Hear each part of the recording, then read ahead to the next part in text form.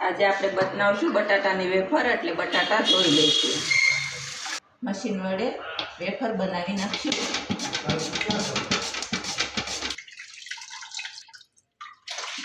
મીઠું નાખીને ઢાંકી દઈશું. સવાર સુધી પલળવા દઈશું.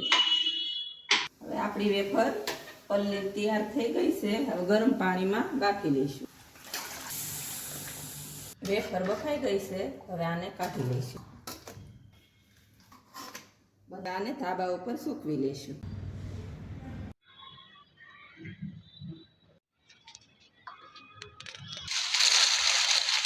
હવે આખો દી સુકાણી છે. હવે ભરી લઈશું. હવે વેફર આપણે ગરમ તેલમાં તળી લઈશું. વેફર થઈ ગઈ તૈયાર.